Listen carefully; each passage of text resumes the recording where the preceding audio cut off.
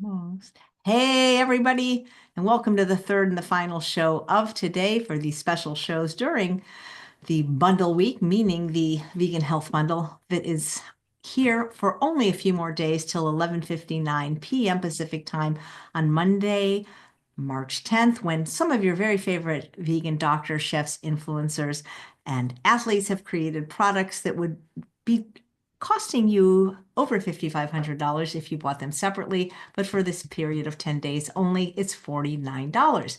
And there's thousands of recipes, countless hours of videos and courses. And today we're joined by raw Chef Yin, who has a wonderful offering in the bundle, raw Korean barbecue. And she's going to be making a recipe that I cannot pronounce, but it's type of a radish kimchi. Please welcome her. How do you say the word that I can't pronounce? Hi, Chef AJ. It's Kkakdugi. So Oh, it's K-A-K, Kak, and then D-U do, G-I-D. So Kkakdugi.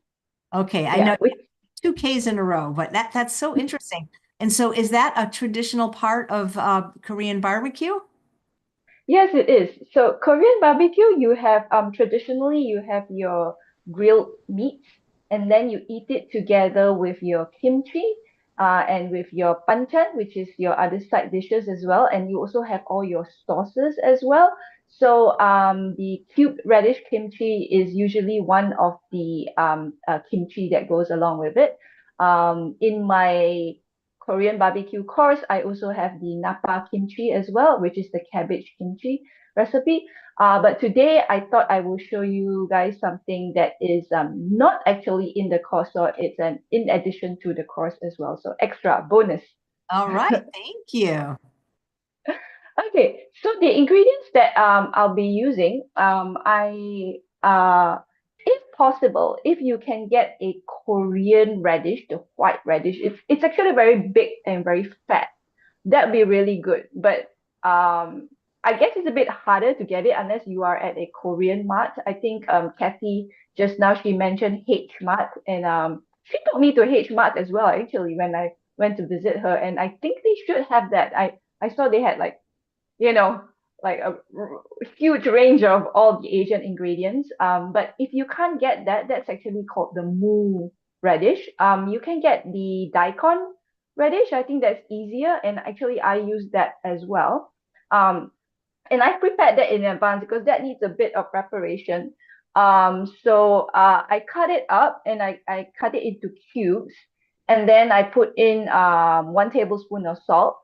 My radish was about 820 grams, and then I put 2% salt, and that actually came up to pretty much like 1 tablespoon of salt. I use this Himalayan fine rock salt. So I usually use this or the Himalayan pink salt. And then we have 2 cloves of garlic that is minced, and then 1 teaspoon of ginger, and also green onions or spring onions or scallions. Although I have to confess, this is actually not green onions because I ran out of them and I could only find chives. So I Googled and looked up to see whether the Korean use the chives in their recipes, and I found I think like 2 websites saying that they do. So I'm gonna try this recipe this time with chives, but I usually just make them with green onions. I've actually been making this recipe for the past 10 years. It's one of my favorite recipes, and it's also one of the very easy Korean kimchi recipes to make. So I make that a lot, and I've been showing people how to make this. I made this in London. I made this in Thailand. So yeah. And then the other thing that I'm putting in, which is very important, is the Korean chili flakes. This is the Gochugaru. Again, you can get this at your Korean mart if you can have a H mart. If not, you can get it online as well. Some people have asked me, can you use something else? Can you use paprika or can you use some other chili flakes? The only thing is it will taste different. And for me, because I have visited Korea, And we were there for I think 2 weeks. And then I love to eat Korean food, and wherever I go, I try and find, I try and see if I can find vegan Korean places to eat at. So I'm very high on the flavor. So if you want to keep the taste authentic, then you will need to get the Gochugaru. I don't think it's that difficult to get because I know Lisa had some as well when I visited her in Vegas, because we made some Korean sauce for our burgers one evening. So I don't think it's that difficult. And this is quite a mild chili flake, although I think it depends, right? Because I grew up in Malaysia where we are surrounded by so much spices and we eat spices so much. So for us, it's not very spicy. However, I've made this in Thailand and in Chiang Mai, where a lot of the digital nomads are there. So the white people, they felt it was a bit too spicy. However, you know, the Thais who were over there who tried my Kkakdugi, they were fine with it. It wasn't too spicy. So I suggest if you're making this recipe, please you may want to use less. I know I put 3 tablespoons in it because I like the color as well. But if you're trying it, maybe you might want to put just 1 tablespoon. Okay, and then the other ingredients is one Asian pear. So I just kind of like cut it up. It's soaking in water because I didn't want it to oxidize. So yeah. So very simple. So what I did was I cut up the Korean radish into cubes, and then I put in the salt. And then now, so after about half an hour to 1 hour, the liquid from the radish actually comes out. So I don't know whether you can, whether I can show it or not, because it. So anyway, there's liquid. Okay. So all this is from the radish itself. I did not add water at all. So now Wow. yeah, the salt will draw out the liquid. And then after that, this is actually super simple. Let me just wear my glove because I will be mixing this up as well. We just usually traditionally they you actually make what the Korean people call like a porridge, or it's actually more of a slurry. I think they put some I can't remember, is it rice flour and water and all that to put it in. But because we're keeping this raw vegan, I don't do that. So I'm just gonna put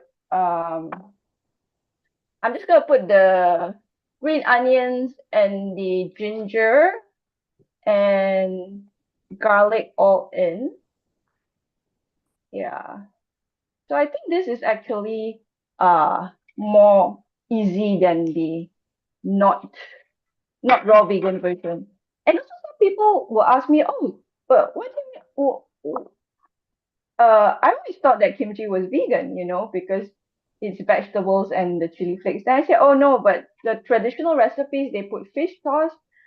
Sometimes they put like raw oysters in it. They put raw shrimp in it. So yeah, so if you're buying any kimchi from the store, just make sure to ensure that it's vegan and it doesn't have any animal products in it. Okay, so I'm putting in the Asian pear. Sometimes I make this recipe with the Asian pear. Sometimes I make this recipe with an apple, but I also like making it with the Asian pear. So today I thought I'll put it in Asian pear. And then I'm just going to mix it up with my hands. You can use a I always feel like it's better to use your hands to mix it up because well, you're transferring your loving energy into it. And also I think you get a better connection with your food as well. Yeah.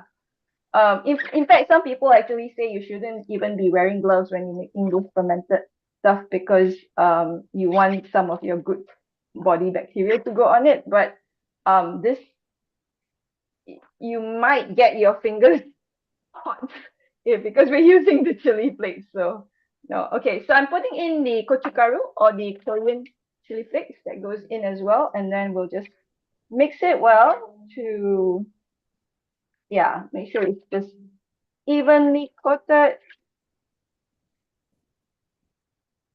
Yeah. So I'm really looking forward to having this. This is one of my favorite kimchis to have actually. Um, yeah, and I remember I made this in London and I I brought it to my friend. My friend was doing a pop-up supper club.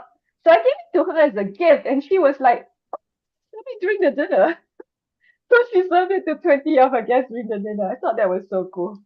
Yeah. Okay. So now it's all mixed up nicely. All right. And then I'm gonna put it in the jar. So this is my Fido jar. Um, if you can see, there is this rubber gasket there. So the rubber gasket will prevent the oxygen from going in to spoil the kimchi, but it will allow the carbon dioxide to go out. So I've been told. I mean, I've been using these for a long time. So yeah. Some people, I don't know how true this is, but because I joined fermentation groups on Facebook when I first started my fermentation journey. This was 10 years ago. And some people were saying, like, don't get the ones from these jars from IKEA, or don't get the cheap ones because um, when it comes to fermentation, they don't work so well. So this is more, this is a brand from France, I think. Yeah. Fido Bro. I don't know how to pronounce the name. Uh, and I can't really see because it's but I'll put it in the comments later when I come back on. Yeah, yeah. So you just want to pack the jar, this into the jar and try and make sure that there's no air pockets. Yeah, Chef AG, I don't know whether Lisa let you try some of this kimchi. I mean, she buys the one. So there's this brand, I think it's called Sinto Gourmet in Whole Foods. Oh wow, And I love kimchi. I love fermented foods. I love kimchi. I love sauerkraut. yeah, so there's this brand called Sinto Gourmet in I think it's Sinto Gourmet in Whole Foods, and it's raw. It's raw and it's vegan, and they have this Kkakdugi as well. Um so I bought some when I was in US, and because Lisa was recommending this brand as well. So yeah, I got to have some. Nice. Okay, I'm gonna basically fill it. I'm gonna fill it up, but I'm gonna leave about like 1 inch of airhead space. Yeah. All right. And then just try and try to use, yeah, you want to try and push it down so that it's all kind of submerged inside. Okay. Right. I'm just gonna go wash, take this off, and then I'll be back. Okay. Well, while she's gone, please click the link below if you'd like to get the bundle from Raw Chef Yin. Again, it's only $49 just for a few more days to get over $5,500 worth of some of your favorite chefs, doctors, influencers, athletes, and more. You can do a Snickers. We're going to be making Snickers on the show tomorrow with Chef Julia Dunaway at 11:30. And at 11 a.m., Donna Spencer and Linda Tyler will be making cheese recipes, vegan cheese recipes from their book. Nice. Okay, so now you have it in the Fido jar. Just so you seal it, and then what you do is I usually just let it ferment on my kitchen counter for 24 hours to 48 hours. And then after that, what I do is I transfer it into a mason jar, like a mason jar, and then I put it into the fridge, and then you can actually let it continue to ferment in the fridge. For me, it tastes best after about 2 to 3 weeks. Yeah. So you need to be a bit patient. But what I usually tell people is you can actually, after like the 24 hours or the 48 hours, you can actually taste it. Make sure you use a clean wooden spoon to scoop it out, because metal spoons sometimes they mess up the fermentation. So use a wooden spoon, clean one. Do not double dip. So you can take some out and taste it and see whether you like it. But you want to try and make sure that everything is submerged under the water. Usually when I make the cabbage kimchi, I put a cabbage leaf on top and I press it down. For this, I don't do that because I only ferment it for 1 to 2 days, so I think that's okay. But if you want to put a cabbage leaf on top and press it down, you can do that as well. But usually I just do it like this. Yeah, and then after that you can enjoy your kimchi. Just make sure that every time you scoop it out, you use a new spoon from your container. Then it will last very long in the fridge. Yeah, so there you go. That's your Kkakdugi cubed radish kimchi. You can have it with your Korean barbecue. You can also have it on top of your salads. You can have it in your Buddha bowl. Yeah, lots of possibilities. That is so cool. So it's early morning where you are, right? Yes, it's. I think this is the earliest I've ever done the demo. Oh my God. What is it, like 5 in the morning?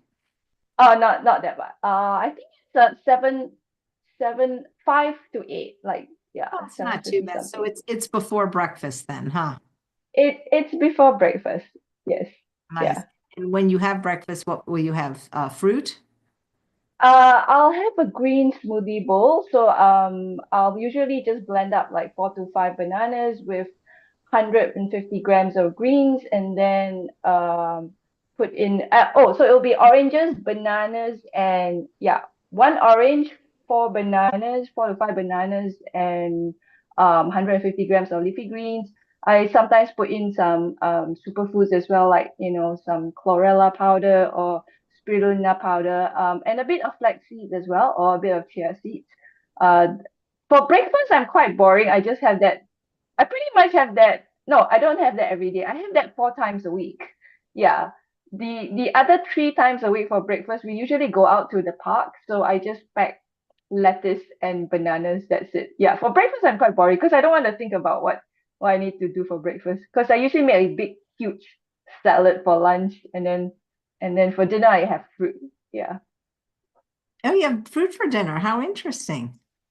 Yeah. You know why? Because I wake up usually quite early. I usually wake up at 5 or 5:30, and then by evening I'm too tired to think of anything fancy or anything like that. So I'm just quite happy to just have fruit, and then that's it. Yeah. But I do make cook food for my boyfriend us. So I've been making a lot of the stuff from the bundle actually. Like I mentioned, I make the butternut. I've been making a lot of the soups and stews. Oh, I made Dr. Furman's coconut curry, I think. I like that. And I made Bill Kramer's recipe as well. We also made Kim Murphy's I think squash recipe. And then today I'm going to make something from the I'm going to try out Linda Tyler's recipe from the group collaboration ebook where she uses the kale and red bell pepper and sweet potatoes. So I'm going to make that lentil dish later in the afternoon for Mr. Jazz Guitarist. Yeah. That's so cool. If people want to find you or follow you, where is the best place to send them? I'm usually on Instagram. Yeah, and also sometimes on Facebook, so they can find me at Raw Chef Yin, RAWCHEFYIN. I'm also on YouTube as well, and it's also Raw Chef Yin. So basically, Raw Chef Yin on all my social media channels, but I'm the most active on Instagram. Wow. Thank you. Colleen says she's Yeah, been telling people about the bundle. Her oncology nurse was interested, and I gave her the link. Thank you so much. And Jerry's saying, what an amazing deal. nice. If people look on the bundle page, whether they buy or not, we didn't even ask people, there's like over 30 reviews of people who have found lots of value in it, and they'll tell you exactly why. So again, you've got 4 more days. It'll be over before you know it. When you email us Monday saying, "Oh, I meant to get it," it's not going to happen because we only do this once a year and we won't ever offer these combinations again. Well, Yin, it's always great to see you, and thank you so much for always putting in such a wonderful, unique product. Oh, you're most welcome, Chef AJ. I'm glad to be on the show and show you how to make the It's cut that, yeah, noogie. that looks so easy. Yeah, you're so creative. Thank you so much. All right. Welcome. Thanks, I'll everyone. take care.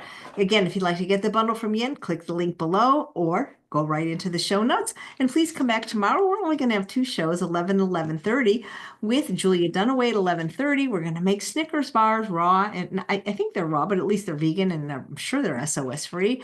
And then at 11 o'clock, Donna Spencer and Linda Tyler for vegan cheese. So tell me about the arrowroot thing that like what you couldn't get the what you need. I'd like to hear from you. You made a comment, but what was the deal with using the arrowroot instead of was it the Oh, lactic acid okay. or the tapioca?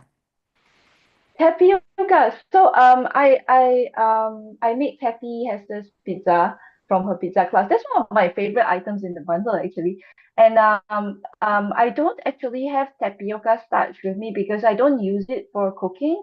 And every time someone a recipe will ask for tapioca starch or corn starch, I usually just use arrowroot powder because I have